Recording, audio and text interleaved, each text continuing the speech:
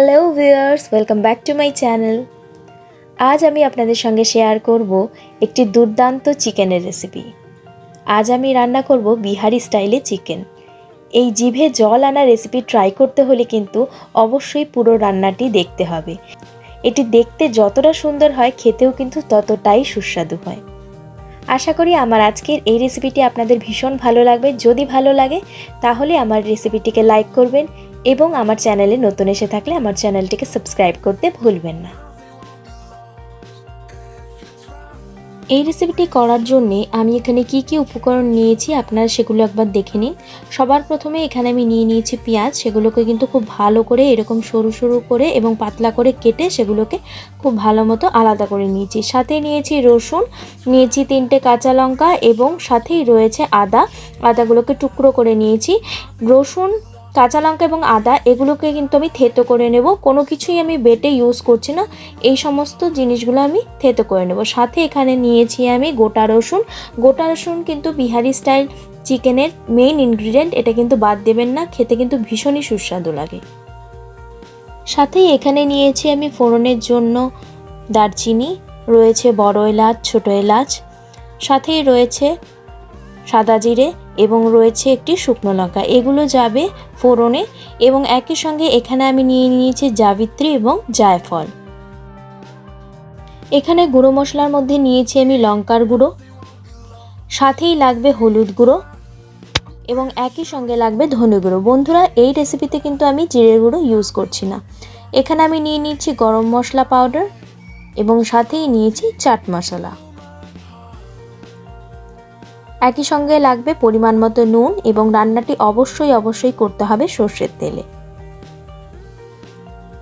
এখানে আমি নিয়েছি ব্রয়লার। সেই ব্রয়লার চিকেনগুলোকে কিন্তু আমি খুব ভালো করে ধুয়ে পরিষ্কার করে নিয়েছি। এগুলোকে আরও ভালো করে পরিষ্কার করে নেওয়ার জন্য এর মধ্যে আমি দিয়ে দিচ্ছি বেশ খানিকটা পরিমাণে হলুদ গুঁড়ো চিকেনের ওপরে দিয়ে দেওয়ার পর হাত দিয়ে কিন্তু খুব ভালো করে মেখে নিতে হবে। ভীষণ ভালো করে মাখতে হবে যেন প্রতিটি মাংসের টুকরোর গায়ের মধ্যে কিন্তু হলুদ খুব ভালোভাবে কোট হয়ে যায়। খুব ভালো করে মেখে নেওয়ার পর মোটামুটি 5 মিনিট পর আমি খুব ভালো করে কিন্তু জল দিয়ে মাংসগুলোকে আবারও ধুয়ে নেব। হলুদ গুঁড়ো দিলে কি হবে, মাংসগুলো কিন্তু খুব ভালো মতো ক্লিন হয়ে আসে। দেখুন বন্ধুরা, আমি কিন্তু ধুয়ে নিয়েছি মাংসগুলোকে হলুদ দিয়ে মেখে নেওয়ার পর আবারও, এবং মাংসগুলো কতটা পরিষ্কার হয়েছে আপনারা কিন্তু দেখেও বুঝতে পারছেন। তবে আপনারা চাইলে কিন্তু এই প্রসেসটি স্কিপ করতে পারেন। এবারে আমি কি করব, মাংসের টেস্টটাকে আরও এনহ্যান্স করার জন্য এর মধ্যে আমি অ্যাড করে দিচ্ছি লঙ্কার গুঁড়ো এবং একই সঙ্গে এর মধ্যে অ্যাড করব আমি খানিকটা লবণ। খুব ভালো করে এগুলোকে আমি তারপর মিক্স করে নেব।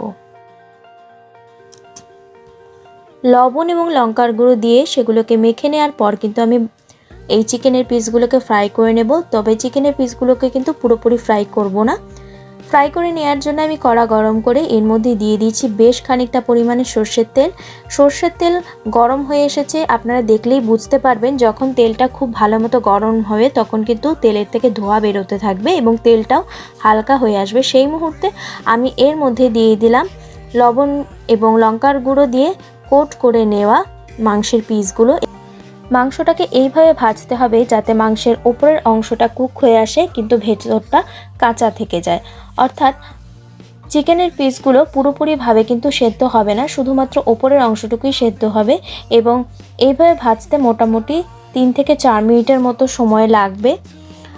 এর বেশি কিন্তু ভাজা যাবে না, তাহলে কিন্তু মাংসের পিসগুলো ভেতর থেকেও নরম হয়ে আসবে। মিডিয়াম ফ্লেমে রেখে নেড়েচেড়ে এইভাবে আমি মাংসের পিসগুলোকে হালকা ভেজে নেব। দেখুন বন্ধুরা, আমি ঠিক যেই রকম চেয়েছিলাম সেই রকমভাবে কিন্তু মাংসের পিসগুলো ভাজা হয়ে গেছে। এবারে আমি এগুলোকে তুলে অন্য একটি পাত্রে রেখে দেব এবং একইভাবে বাকি মাংসের পিসগুলোকেও ভেজে নিতে হবে। দেখুন বন্ধুরা, সমস্ত মাংসের পিসগুলোকে কিন্তু আমি ভেজে নিয়েছি এবং এগুলোকে অন্য একটি পাত্রে তুলে রেখে দিয়েছি। এবারে বিহারি স্টাইল চিকেন রান্নার জন্য সবার প্রথম পদ্ধতি যেটি হবে, এবারে রান্না শুরু করব, সেই জন্য কিন্তু ওই কড়ার মধ্যেই আমি দিয়ে দিয়েছি আরও বেশ খানিকটা সর্ষের তেল, যেটি গরম করে নেওয়ার পর আমি এর মধ্যে ফোড়নে দিয়ে দিলাম একটি শুকনো লঙ্কা, 3টে তেজপাতা, সাথেই দিয়ে দিলাম সাদা জিরে এবং দারচিনি, বড় এলাচ এবং ছোট এলাচগুলোকে কিন্তু আমি থেতো করে তারপর দিলাম। হালকা নেড়ে চেড়ে ফোড়নগুলোকে ভেজে নেব। ফোড়নগুলোকে হালকা ভেজে নেওয়ার পর এর মধ্যে আমি দিয়ে দিচ্ছি পেঁয়াজ কুচি এবং সাথেই দিয়ে দেব যে গোটা রসুনগুলো দিয়েছিলাম সেগুলো।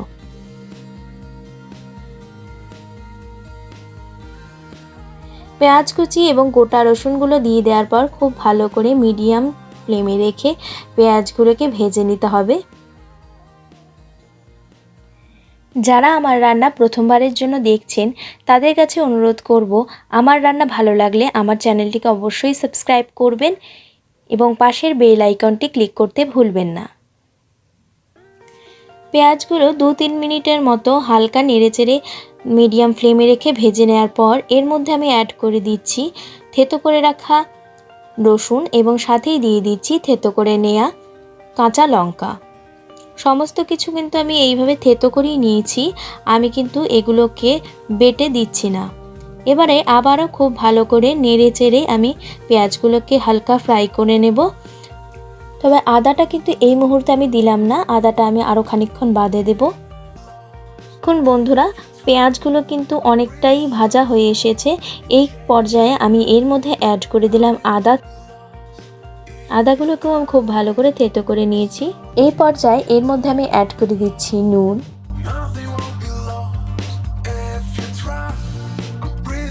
এই পর্যায়ে দেখুন বন্ধুরা, আপনারা দেখেই বুঝতে পারছেন যে পেঁয়াজগুলো কিন্তু হালকা ট্রান্সপারেন্ট হয়ে এসেছে। মশলার মধ্যে সবার প্রথমে আমি দিয়ে দিলাম হলুদ গুঁড়ো, একই সঙ্গে এর মধ্যে আমি দিয়ে দিলাম পরিমাণ মতো লঙ্কার গুঁড়ো, কিংবা আপনারা যতটা ঝাল খেতে পছন্দ করেন সেই অনুযায়ী দেবেন, এবং একই সঙ্গে এর মধ্যে আমি অ্যাড করছি ধনের গুঁড়ো। 3টি মশলা দিয়ে দেওয়ার পর আমি খুব ভালো করে নেড়েচেড়ে মিলিয়ে নিচ্ছি এবং মশলাগুলো যাতে কড়াতে লেগে না ওঠে সেই কারণে মশলাগুলো কষিয়ে নেওয়ার জন্য অ্যাড করছি সামান্য জল। মশলাগুলো দিয়ে দেওয়ার পর আমি এবারে ফ্লেমটাকে করে দিলাম লো টু মিডিয়ামে রেখে মশলাগুলোকে আমি এবারে খুব ভালো করে কষিয়ে নেব। দেখুন বন্ধুরা, মশলাগুলো কিন্তু খুব ভালো মতো কষে এসেছে, মশলার চারপাশ থেকে তেল বেরোনো আরম্ভ করেছে, আপনারা বুঝতেই পারছেন। এই পর্যায়ে আমি কি করব, এই পর্যায়ে কিন্তু যে পেঁয়াজগুলো দিয়েছি পেঁয়াজগুলোকে এই ধরনের একটি হাতা নিয়ে আমি এইভাবে থেতো করে দিচ্ছি। এতে করে কি হবে, পেঁয়াজগুলো খাওয়ার সময় কিন্তু মুখে পড়বে না এবং পুরোপুরি ম্যাশ হয়ে যাবে।